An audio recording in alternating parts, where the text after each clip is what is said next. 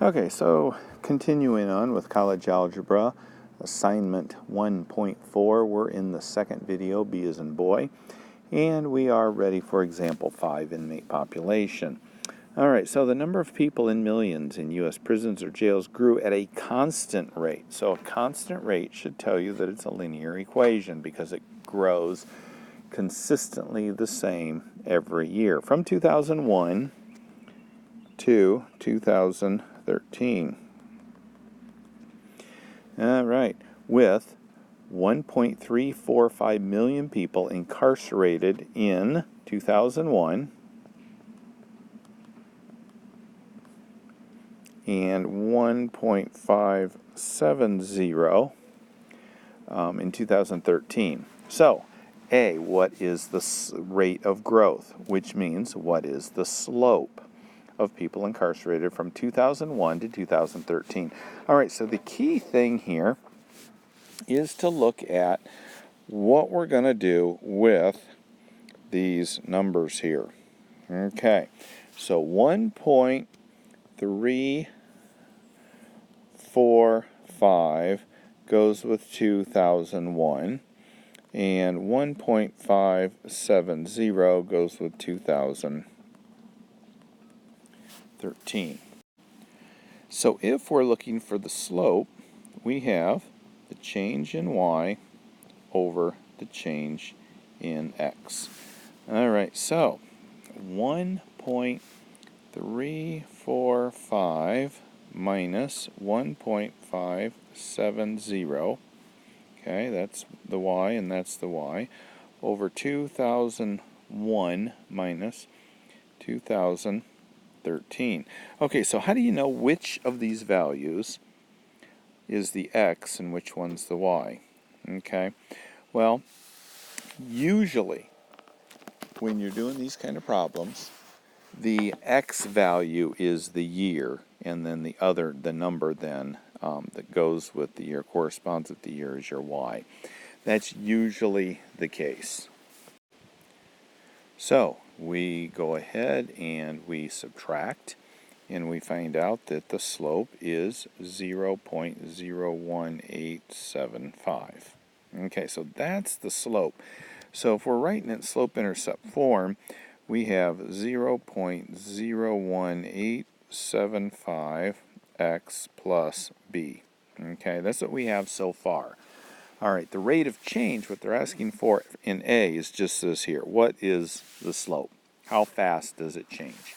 All right, B says, write the linear equation that models the number of n prisoners as a function of the year x. So notice they are calling x the years here, just like we did right there, like I mentioned earlier.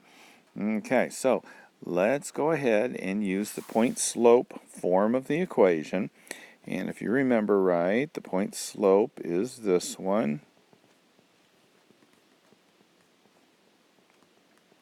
Okay, so what we're going to do is, instead of y, it says in B, write the linear equation that models the number n of prisoners. So we'll use n, and then we take one of our y values, it doesn't really matter which one, 1.570 equals our slope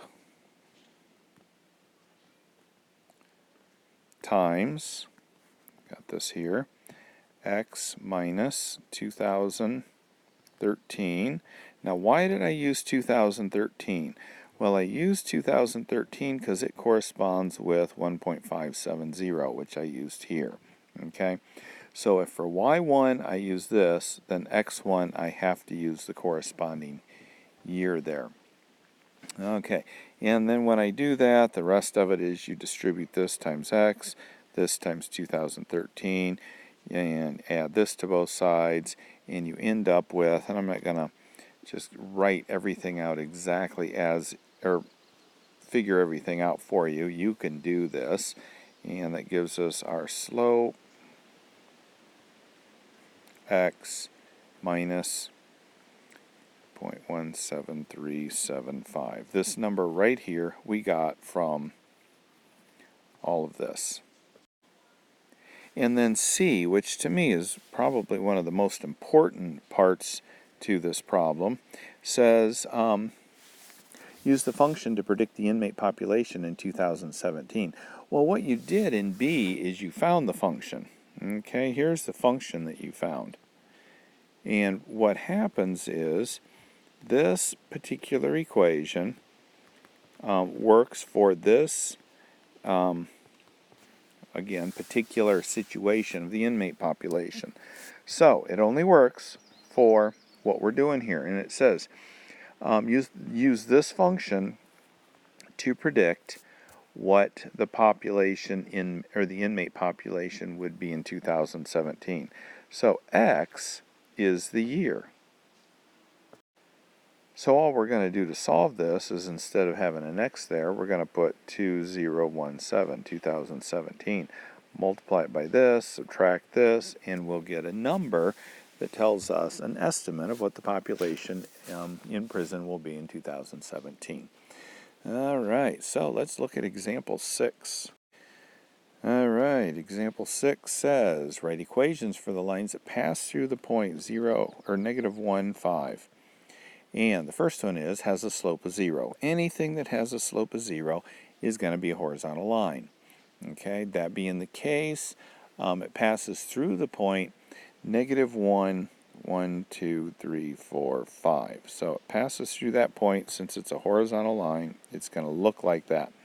That's not what they're interested in. They're interested in writing the equation. But by showing you that, kind of gives you an idea of what we're looking for. So negative 1, 5, and it has no slope. It's a horizontal line. If it has no slope, then that means that, if it has a slope of 0, it's a horizontal line, which means y, in this case, is going to be 5, and our x value can be anything we want it to be. It basically means it doesn't exist. So there's your equation. I mean, it's that simple. If you were to use the point slope form,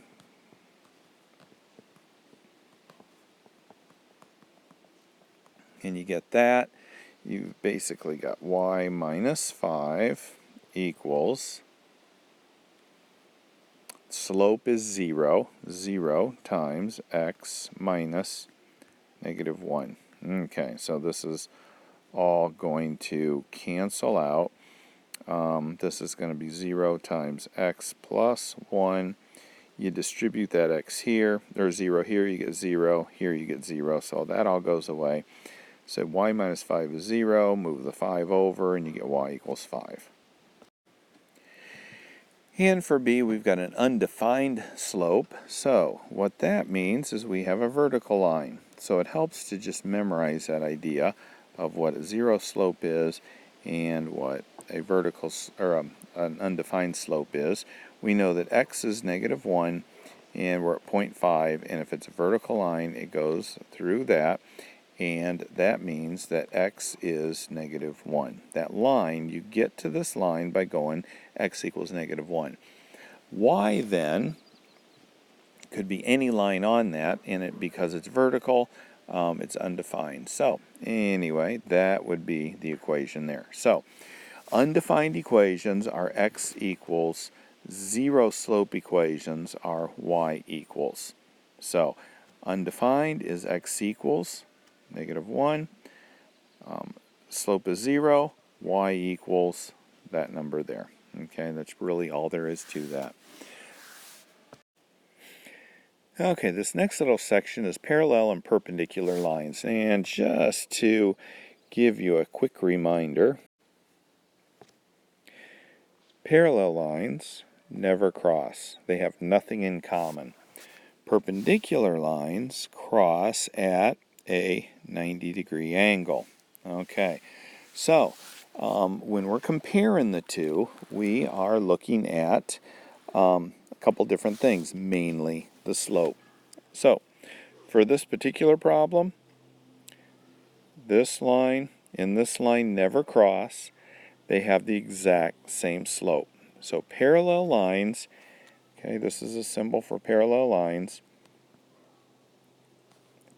same slope. And you might remember this from Algebra 2. Perpendicular lines have negative reciprocal slopes. Okay, what that means is, same slope means if the slope of one is 6, the slope of the other one is 6. Negative reciprocal slopes say, if the slope of one is 2/3, the reciprocal is flip that upside down and make the opposite sign. So these are perpendicular slopes. If I have a negative 5/8 for a slope, the perpendicular slope would be 8/5, and we've changed the sign to its opposite. So there we have two lines that are perpendicular because they have negative reciprocals there. So, example number 7. A. Okay, so they're telling us that we have a line that goes through that point. Okay, so here we go. 4, 5. A line that goes through that point. We don't know what it looks like. And what we're trying to do is find an equation that is parallel, that's what this is, it's not an 11, parallel to this equation. Okay? So we're looking for a line parallel to this equation. So first of all, we're going to write this in slope-intercept form. So 2y equals negative 3x minus 1. Divide both sides by 2. Okay, and we get that. So there's my slope-intercept form. Okay, so I know that if they're parallel, my new line also has a slope of negative 3/2. All right, so let's graph this one. It goes through negative 1/2.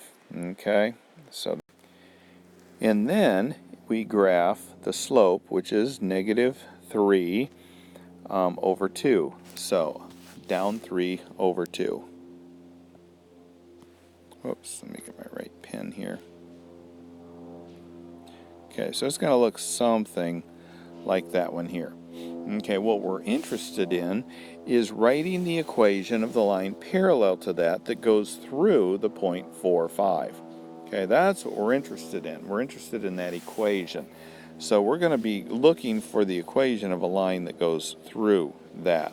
Okay, so we don't need the picture, but I kind of like to throw the picture in there. Just hopefully it helps you to see what's happening here. Okay, so we have our equation right here, and we are going to make an equation that is parallel to this and goes through this point.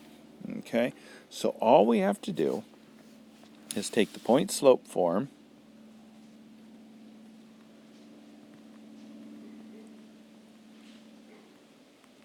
and plug in some numbers. Y minus 5 equals the slope. Slopes are the same. X minus the 4. So I'm going to use the numbers that they gave me up there. Okay. That being the case, all I'm going to do is simplify.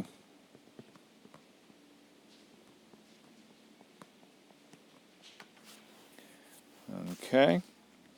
So y equals negative 3/2 x plus 11. All right, so there we go.